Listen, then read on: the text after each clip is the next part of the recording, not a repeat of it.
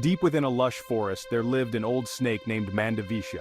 Mandavisha was very old. He was no longer quick enough to hunt. His scales were dull, and his movements were slow. He was very hungry. The old snake worried about his next meal. One day, Mandavisha slithered by a pond. It was full of juicy frogs. The frogs hopped and swam without a care. Mandavisha watched them with longing. He knew he couldn't catch them.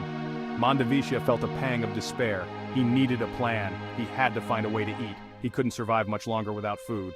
The old snake decided to use his cunning. He would trick the frogs. This was his only chance to survive. Mandavisha thought long and hard. He needed a believable story. He decided to pretend he was cursed. He would tell the frogs he could no longer hunt. Mandavisha slithered towards the pond. He called out to the frogs in a weak voice. "Oh, kind frogs," he croaked, "I am in need of your help." The frogs gathered around, curious. They had never seen such a sad old snake. They listened intently to his tale of woe. "I was once a wise and powerful serpent," Mandavisha lied. "But I angered a powerful hermit. As punishment I was cursed. I can no longer hunt for myself." The frogs felt sorry for the snake. They had never heard of a talking snake before. They believed his story. The Frog King, a plump frog with a booming voice, spoke for all the frogs. "We pity you, serpent," he said. "We will help you." Mandavisha smiled to himself. His plan was working perfectly. He knew the frogs were gullible. He would use their kindness to his advantage. "I am forever in your debt," Mandavisha hissed gratefully. "As a token of my appreciation, I will offer you rides on my back." The frogs were ecstatic. They had always wanted to ride a snake. Section 4. A Feast for the Serpent. Every day, Mandavisha carried the frogs on his back. He took them to different parts of the pond. He acted like their friend and protector.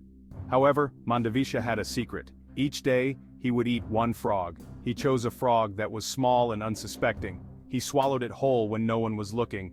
The frogs remained oblivious. They trusted Mandavisha completely. They had no idea about his true nature. They continued to ride on his back, unaware of the danger. Section 5. The Vanishing Frogs. Days turned into weeks. Mandavisha grew stronger with each passing day. His scales regained their shine. He moved with renewed agility. Meanwhile, the frog population started to dwindle.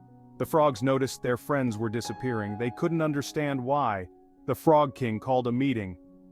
"Where are our friends going?" he croaked, his voice trembling. "Something strange is happening." The other frogs shook their heads in fear and confusion. Despite their suspicions, none of the frogs suspected Mandavisha. They continued to trust him. They believed he was their friend. Section 6. A Grim Lesson Learned. One day, a wise old black snake happened to pass by the pond. He saw Mandavisha with the frogs. He was shocked by what he witnessed. "Mandavisha," the black snake hissed, "what are you doing? These frogs are your prey. Why are you helping them?" Mandavisha chuckled. "They are not my prey," he hissed back. "They are my food. I tricked them, you see."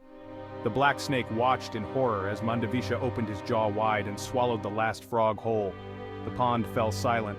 The once thriving frog community had vanished. Mandavisha, the cunning snake, had tricked everyone. He had used deception to survive. He proved that not everyone who seems friendly is trustworthy. The frogs learned this lesson too late. Their trust had cost them their lives.